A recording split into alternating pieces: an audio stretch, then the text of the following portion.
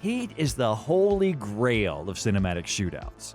Tactical reloads, proper muzzle flash, real tactics, and one cop with a Belgian gun straight out of a Bond movie.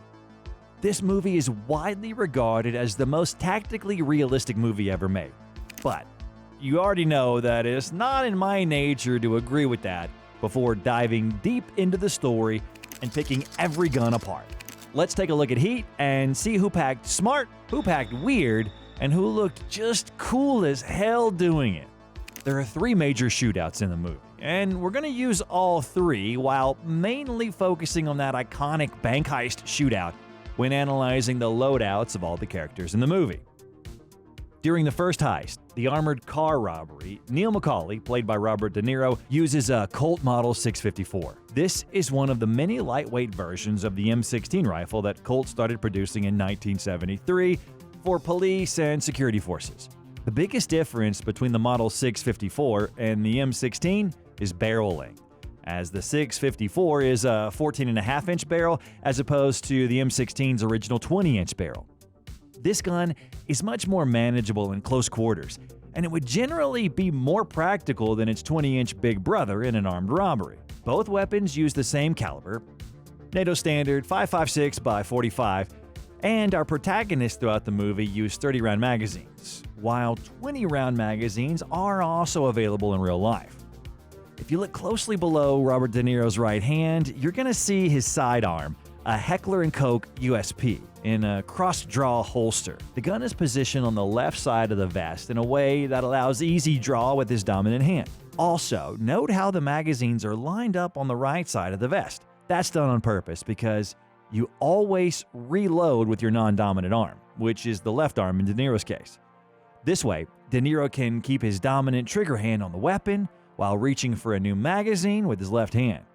Chris Shiherlis, played by the late, great Val Kilmer, carries a very similar weapon, the Colt Model 733, also known as the M4 Commando. Later, during the bank heist, we'll see both Kilmer and De Niro carrying the Model 733. This gun has an even shorter barrel than the 654 at 11.5 inches. For the largest part, these 2 guns are interchangeable in the context of this movie. Both the weapons used by Kilmer and De Niro are late production models, and we can clearly see that during the bank shootout. Note how De Niro's gun is missing the underbarrel bayonet lug. That's because Colt did not start manufacturing the Model 733 upper without a bayonet lug until roughly 1994. The guns used in this movie were most likely brand new at the time of filming. Now, there are a few nits that we have to pick at, as is the nature of this channel. First of all, these weapons are automatic, which is obviously illegal in the United States, implying that the crew acquired them on the black market. This is furthermore supported by the fact that De Niro's 654 has duct tape on the handguard. Just like JFK's assassination and 9/11, there are dozens of theories floating online about the duct tape, ranging from protection from fingerprints to them being used as stopwatch holders. However, according to an anonymous forum user who allegedly worked on the production of Heat, the director Michael Mann is obsessed with realism, and he wanted the guns to have a natural, beat-up black market look. This makes sense in both the story and real life, as Michael Mann is known in Hollywood as a reality-obsessed director. But more on that later. Secondly, we see the crew dispose of the guns in the ambulance that they light on fire, which means that they get new guns for the bank robbery. Thirdly, when producing the Model 733 over different production runs, Colt sometimes assembled the guns with different parts. So it's entirely possible for a single gun to have M16, M16A1, M16A1E1, and M16A2 parts.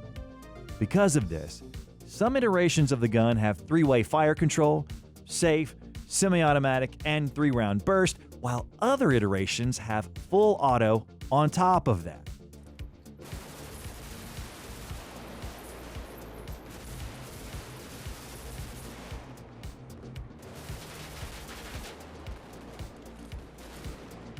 This is a very important detail, as you can see De Niro firing 3-round bursts and Kilmer firing full auto during the bank heist shootout.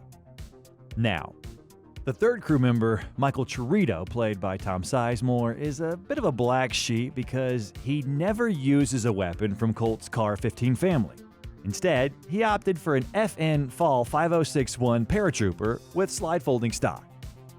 Chirito uses this gun to execute a guard with the so-called Mozambique drill, colloquially known as 2 to the body, 1 to the head, or even more colloquially as common sense. Later, during the bank heist, Sizemore packs an IMI Galil ARM Model 372, which is a light machine gun. This gun raised a few eyebrows, specifically mine at first glance, because bringing a machine gun to a bank heist is about as smart as jumping into a tiger enclosure to avoid paying a zoo ticket. No, I did not just make that up. It happened in China in 2017, and it ended precisely the way you think. A man has been killed after being attacked by a tiger.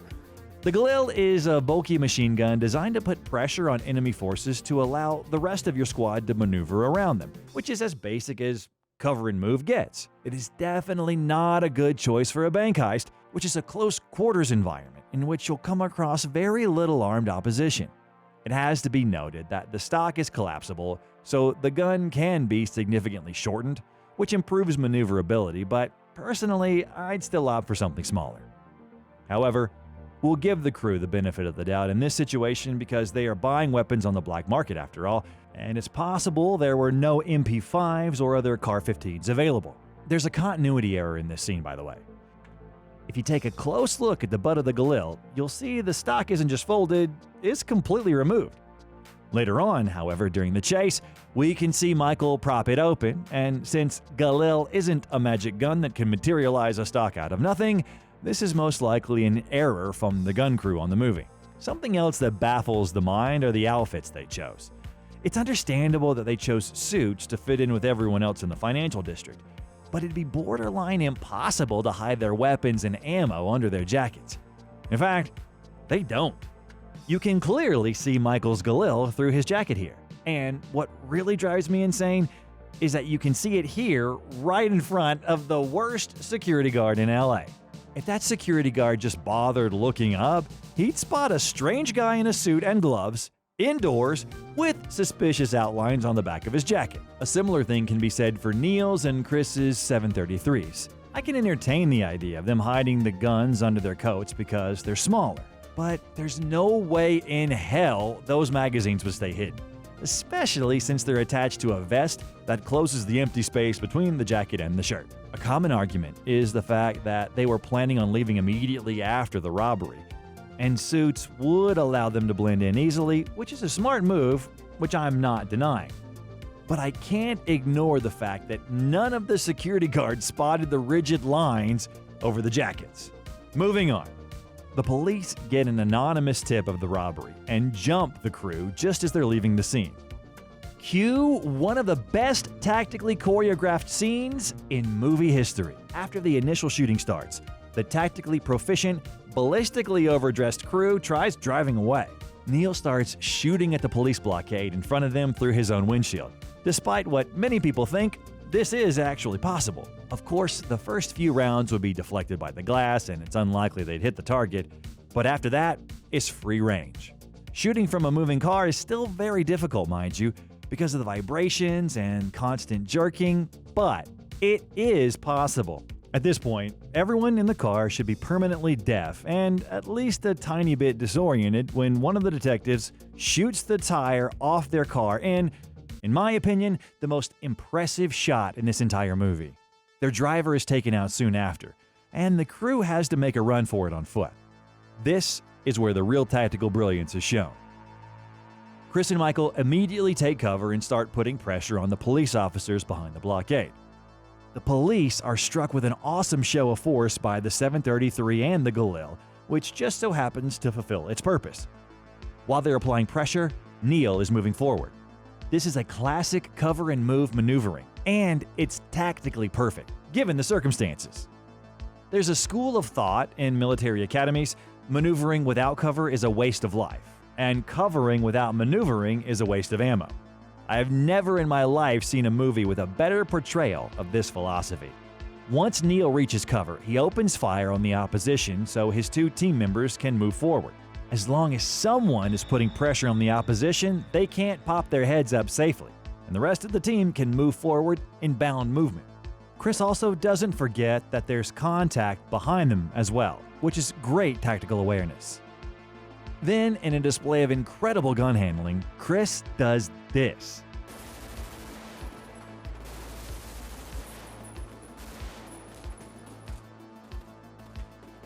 Words cannot do this reload true justice, but I'll try my best. Chris immediately ducks behind cover when he realizes he has to reload. It's like a reflex to him, implying that this is trained behavior.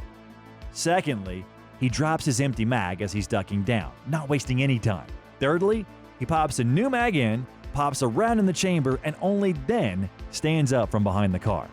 This reload is so perfect it was, according to Michael Mann, I change the mag and I go back to firing. I think it's the Marines. They show the clip, telling those maggots, if you can't change your clip as fast as this actor, then get out of my army. Shown to Marines in Fort Bragg as a training video on how to safely, quickly, and smoothly reload. The reason it's so perfect is because of the incredible technical advisors on set, including former SAS members. This one shot, no matter how short, was pulled off so incredibly, it influenced action movies for decades. But more on that later. Here's a bit of trivia for you. The plate on the car reads 2LUP382, which is an inside joke. LUP is an acronym of lying up position, used in British military terminology, and the plate references the second spot in which Chris ducks behind cover.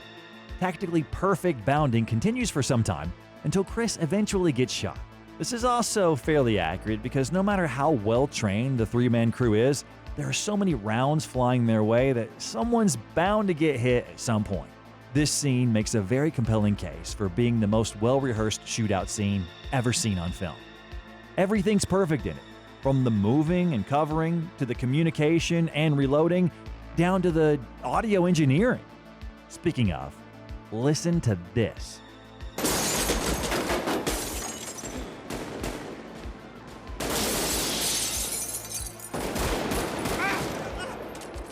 Do you know why the gunfire in this movie sounds so different from different movies? Because it's real gunfire. The guns used in the movie are real.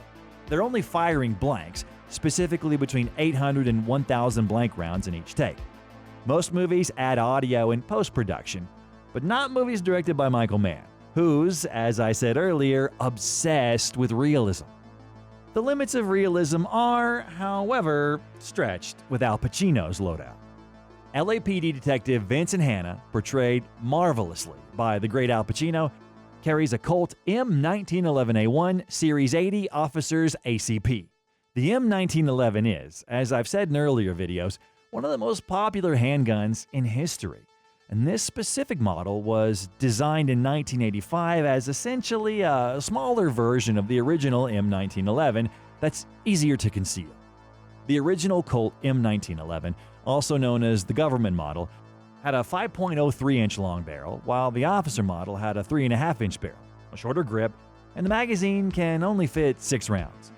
This is actually the first firearm we see in the movie, and the ivory grips made its sight instantly iconic. Hanna keeps the gun in a cross-draw holster as we see here. The gun is on his left hip with the barrel facing backwards at an angle. This way he can easily pull it out with his right hand if need be.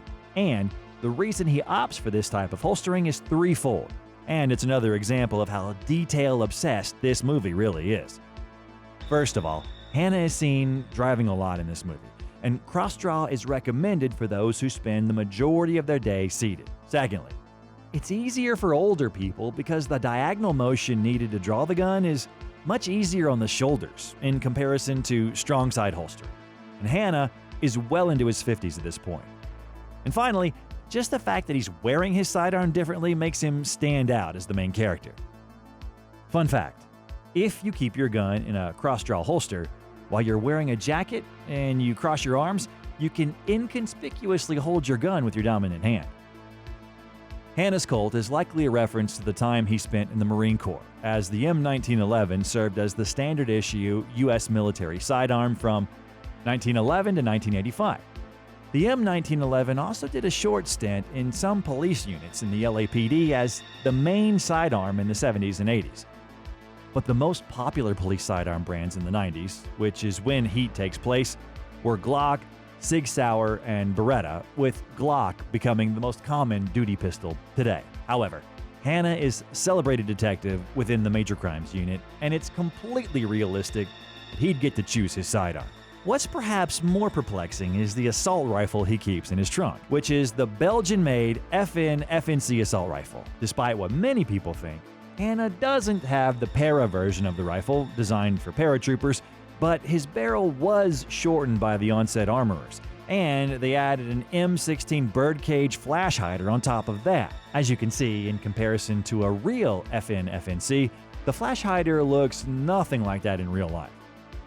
Now, before I start breaking down Pacino's use of the gun, I just want to point out that it's highly unrealistic an LAPD detective would get to choose his own assault rifle. I did some digging, and it turns out most departments did, and they still do, choose the loadouts for their officers. And it's likely that Vincent Hanna couldn't say, "Hey, I want an obscure Belgian rifle," when everyone else is either packing a Mossberg 590 or an M16A1. However, we all know how loud and convincing Pacino gets in this movie. If he pulled into the armory and said, "Give me all you got! Vincent, give me all you got!" I swear, I'd give him whatever he wanted too. Hannah's gun handling is somehow actually terrible in this movie, and it's my belief this was done on purpose. The only realistic thing about it is the fact that he fires it only in semi-auto. This was a decision by Michael Mann, as he believes police officers in real life would be concerned about the bystanders and wouldn't want to use full auto. Aside from that, Hannah's gun handling is atrocious. We can safely say, if Chaos had a carry permit, it would be Al Pacino in Heat, because, man, does he wave that thing around. He also ejects a live round because he forgets it's in the chamber, and his trigger discipline, which is something I'll talk about a lot later, is terrible. Despite that, he's a hell of a shot, as he later headshots Michael when he takes a little girl hostage when attempting to escape. This is a great moment, as Hannah calms himself down and waits for Michael to turn around to minimize the chance of accidentally shooting the hostage.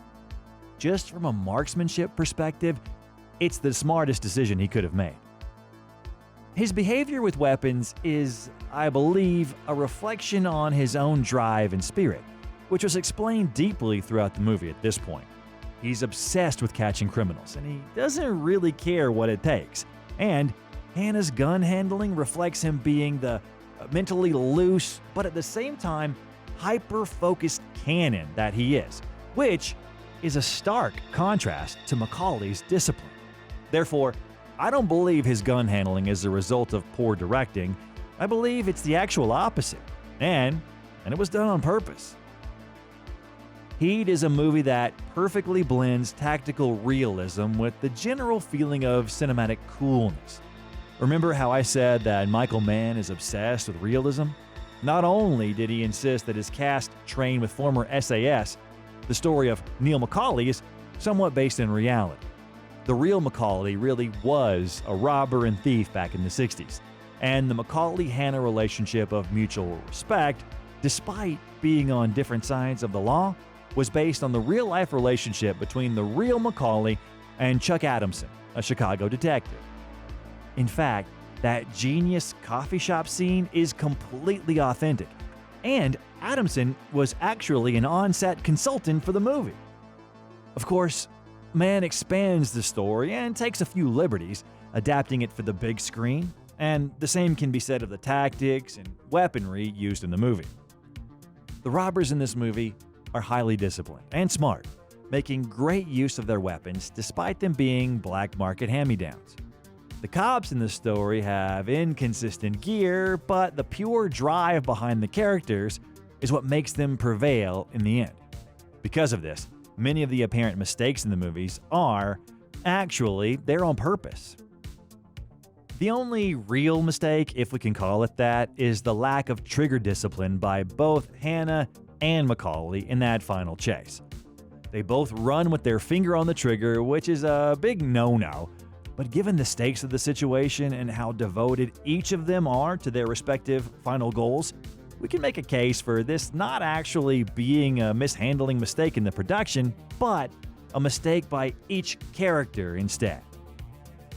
This is an example of tactical realism being translated onto the big screen and still looking cool as hell, with the mistakes in gun handling being completely reasonable given the characters' mindsets and motivations. The on-screen coolness also translates back to real life.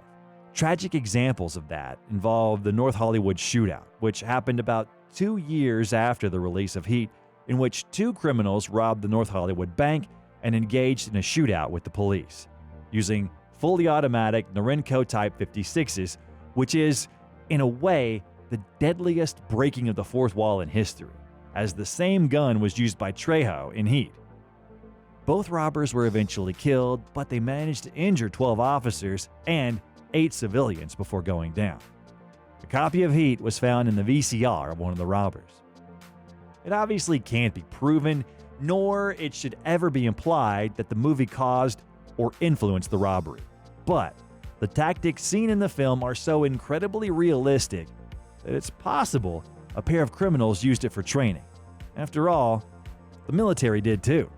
In a positive contrast to real-life similarities, we can safely say that Heat's influence is more apparent in the make-believe worlds that Hollywood created afterwards.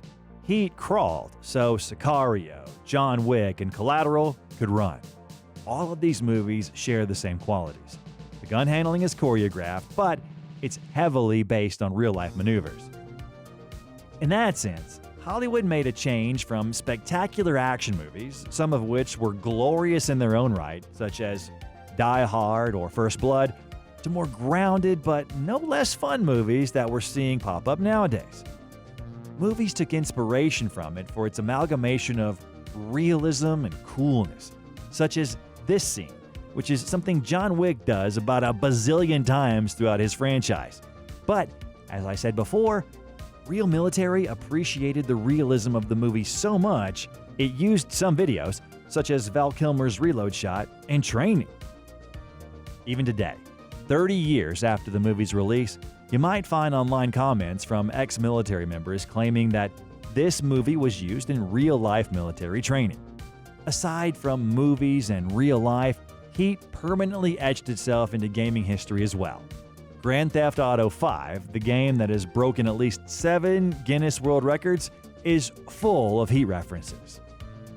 Not only is the entire game about heists, one of which is clearly inspired by the bank heist from Heat, but one of the 3 main characters is named Michael. Just like Heat's Michael, while both his appearance and behavior are inspired by De Niro's Macaulay. I'm barely scraping the surface here, but this just goes to show that the ripple Heat created when it rocked the lake of modern pop culture still continues to affect media today. The reason this movie feels so real, even when it's somewhat unrealistic, is because it balances real gun handling and character development uniquely well. For example, by the time the bank heist starts, as a viewer, you're already acquainted with how obsessed Pacino's Hannah is with 2 things: catching Macaulay and great ass. When I think of asses, woman's ass, something comes out of me. come on, you know you can't watch a video essay about Heat without mentioning this scene. But back to the matter at hand. I wanted to say that the movie ensures that at that point in the story, it would make sense for a reckless lieutenant that jumps headfirst into shootouts to run with his finger on the trigger or wave his gun around a bit when moving. And with the thought of the only thing less stable than Hannah's trigger discipline being his personal life, I believe we've come full circle, which is what this movie is really about. Although the 2 main protagonists are at the opposite sides of the law, each of them understands that the other is the only person in the world truly understanding them, which is why Hannah consoles Macaulay when he shoots him. This reflectiveness is reflected, pun intended, with the loadouts of the criminals and police officers. The criminals seem more tactically prepared and disciplined, contrasting the chaos that the police provide in the movie. On the surface, Heat is a movie about an exceptional criminal and an exceptional detective, but I like to think that there's more to every story than what we see on the surface. This movie is about an obsessed, pathological criminal and an obsessed, pathological detective. As they both say, neither of them can even think about doing anything else, and if they could, they wouldn't want to. In the final point of reflection I'll be making today, I'll say that this movie is just as dedicated to firearms and combat accuracy as Hannah and Macaulay are to escaping or killing one another, which is what truly leaves an everlasting stamp on the viewer, leaving me with no other option than to give it an absolute 10 for realism. Who do you think had a better loadout in Heat? What was your favorite moment in a tactical sense? And which movie do you want to see picked apart next? Black Hawk Down? Lone Survivor? Nobody? Let me know in the comments below, and don't forget to like and subscribe.